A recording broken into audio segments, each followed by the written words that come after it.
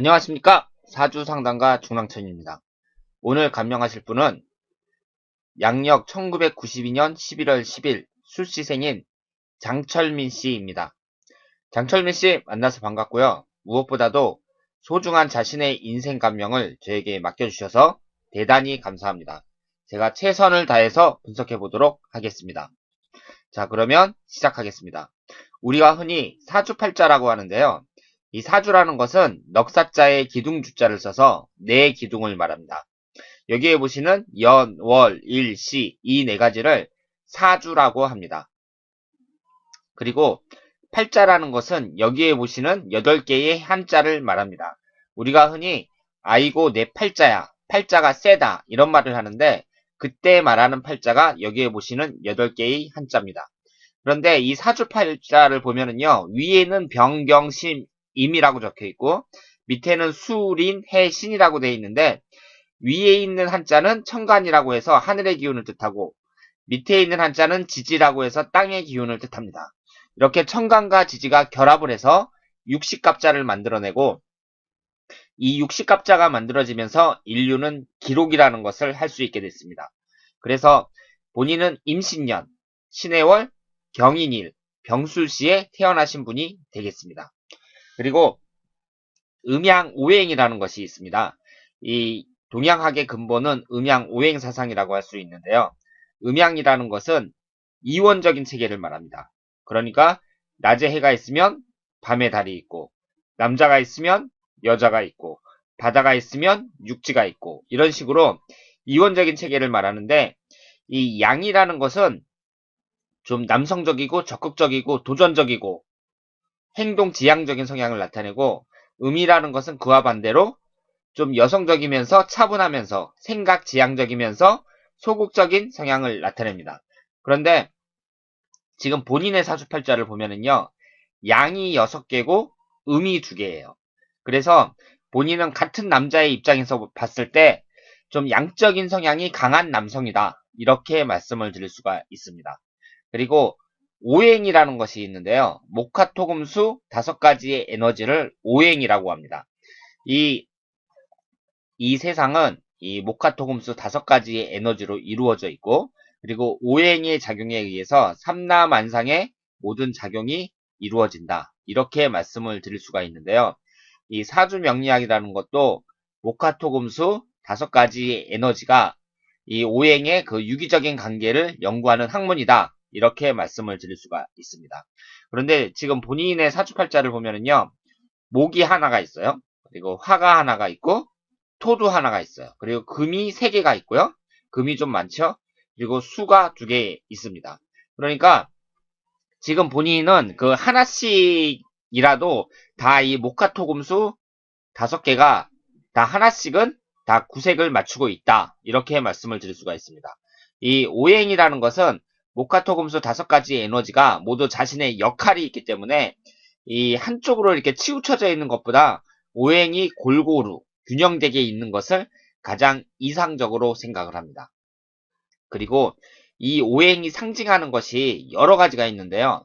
그 중에 하나가 오장육부를 나타냅니다. 그래서 이 오행의 구성을 보고 그 사람의 건강 상태 등을 알 수 있는데, 지금 이 오행이라는 것은 골고루 균형되게 있는 것이 가장 좋으니까 그 너무 많아도 문제고 아예 없어도 문제거든요.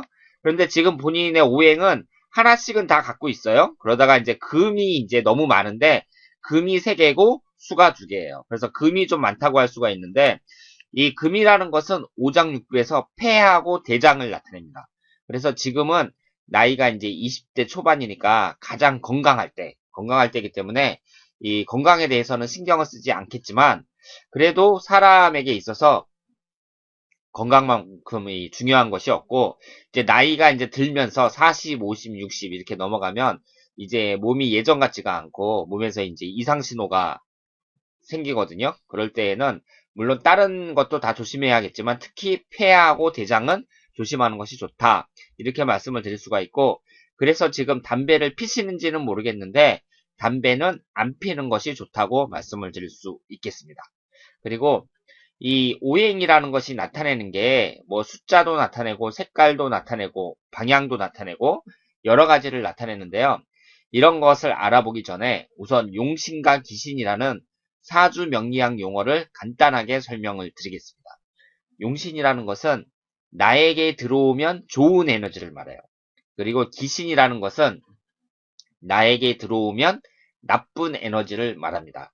그러니까 지금 이 본인의 오행을 봤을 때 금이 너무 많잖아요. 금이 너무 많으니까 지금 있는 금 기운을 밖으로 좀 내보내려고 그래요. 그래서 내보내려고 문을 딱 열었는데 내보내기는커녕 밖에서 또 금 기운이 들어올라 그래요. 그러면 야 니네 금 기운 더 이상 들어오지 마 그러면서 꺼리겠죠. 그래서 꺼릴 기자를 써서 기신이라고 합니다. 나에게 들어오면 나쁜 에너지 이것을 기신이라고 합니다. 그런데 지금 여기 목이나 화 같은 경우는 지금 하나씩밖에 없잖아요. 그래서 이 지금 나에게 부족한 기운을 밖에서 가져다가 쓴다. 그래서 쓸 용자를 써서 용신이라고 합니다. 용신이라는 것은 나에게 들어오면 좋은 에너지 그것을 용신이라고 합니다. 그러면 일단 숫자부터 한번 알아볼게요. 이 현대 산업사회에서 이 현대인들은 숫자와 밀접한 관련을 맺고 있습니다. 특히 요즘 같은 IT 시대에는 사람들이 휴대폰을 많이 사용하잖아요. 휴대폰이 이제 필수품이 됐는데 이제 휴대폰 번호를 정한다든가 아니면은 휴대폰이 나오기 전에도 이 집 전화번호가 있었잖아요.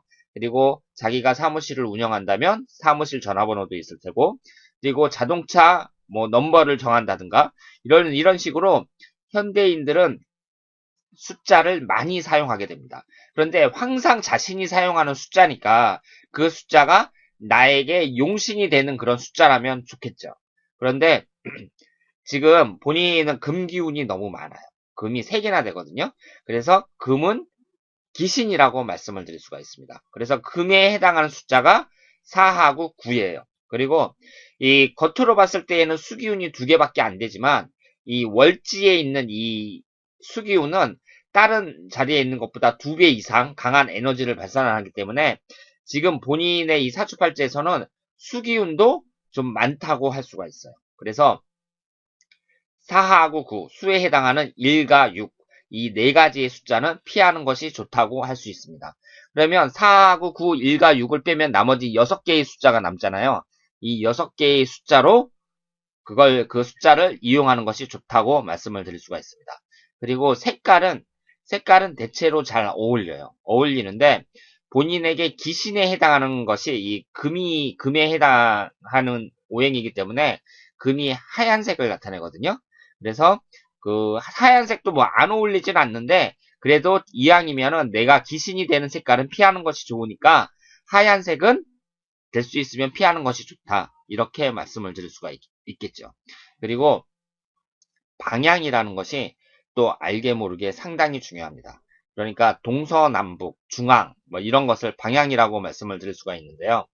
이 어떻게 생각을 하시면 되냐면 내가 어디에 거주하느냐 그리고 어디에 자리를 잡느냐에 따라서 받는 에너지가 다릅니다. 그래서 나에게 맞는 방향으로 가면 더 좋은 에너지를 받아서 더 좋은 컨디션을 유지할 수 있고 잘 살 수 있다. 이렇게 말씀을 드릴 수가 있죠.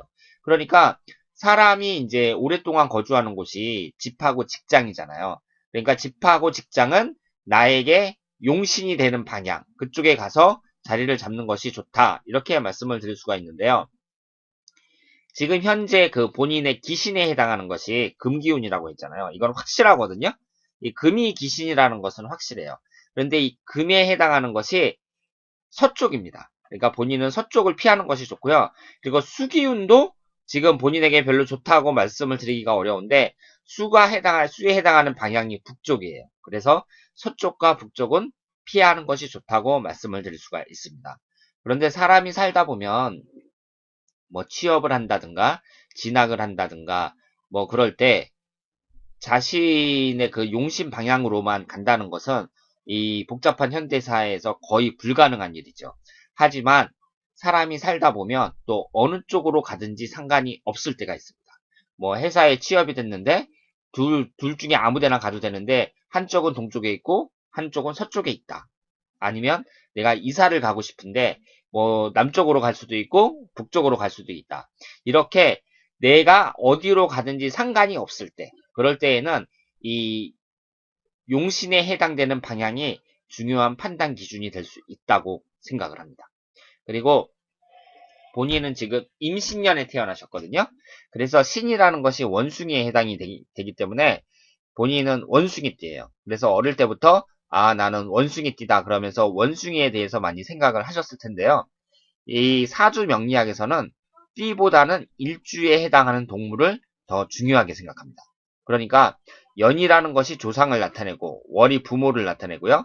일이 나 자신을 나타내고 시가 자식을 나타냅니다. 그래서 이 사주팔자 8글자가 모두 본인의 사주팔자인 것은 틀림이 없지만 이 일주에 해당하는 이 경인이라는 두 글자, 이 경인이라는 두 글자가 본인을 나타내는 대표 한자라고 말씀을 드릴 수가 있습니다. 그리고 이 인이라는 것이 호랑이를 나타내기 때문에요.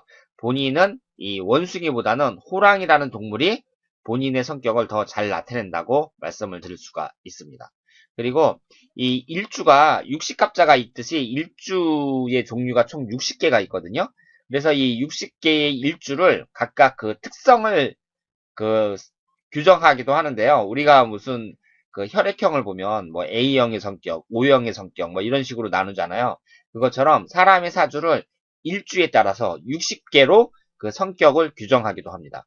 그런데 이 경인이라는 것은요. 백호를 말해요. 이 경이라는 것이 하얀색을 나타낸다고 했잖아요. 그러니까 경인이라는 것은 하얀색 호랑이를 나타냅니다. 이런 이 경인일주 같은 경우는 그 성격이 밝고 명랑하고 그리고 청렴결백해요. 그러니까 쉽게 말해서 뭐 잔대가리 굴린다 그러죠. 그런 것을 잘 안 하고 그리고 사람들한테 뭐 일할 때 뭐 뒷돈을 받는다든가 뭐 이런 식의 그런 행동을 잘 안 합니다. 그러니까 청렴결백하다 이렇게 말씀을 드릴 수가 있고 청렴결백하다는 얘기가 또 정직하다는 얘기잖아요. 그리고 매사에 확실하다 이렇게 말씀을 드릴 수가 있습니다.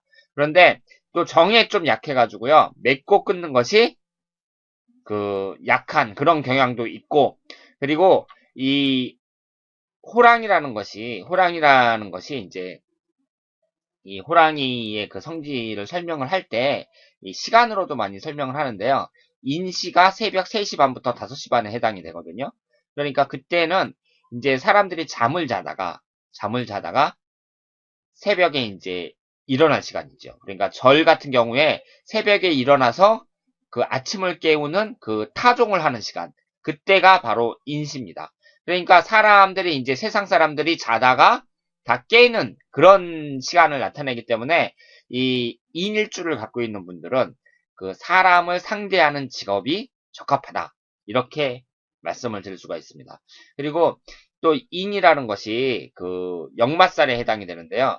본인은 이 일주뿐만 아니라 이 해라든가 신이라든가 지금 지지에 역마살을 3개나 깔고 있어요. 그러니까 역마살이 아주 강한 분이다. 이렇게 말씀을 드릴 수가 있고 이런 분들은 그 돌아다니면서 가만히 앉아 있는 것이 아니라 돌아다니면서 돈을 버는 사업이 어울린다. 이렇게 말씀을 드릴 수가 있습니다. 자, 그러면 제가 그 음양오행과 일주 등으로 본인의 그 사주를 한번 훑어봤어요. 훑어봤는데 이 사람의 성격, 사람의 인생이라는 것이 워낙 복잡하고 그리고 사주 명리학이라는 학문도 대단히 복잡하고 어렵습니다. 그래서 이 일주나 그 음양오행으로 이렇게 간단하게 본인의 사주를 그 인생을 다 풀이할 수는 없고요. 제가 잠시 쉬었다가 본인의 사주에 가까이 다가가서 하나하나 세세하게 한번 분석을 해보도록 하겠습니다.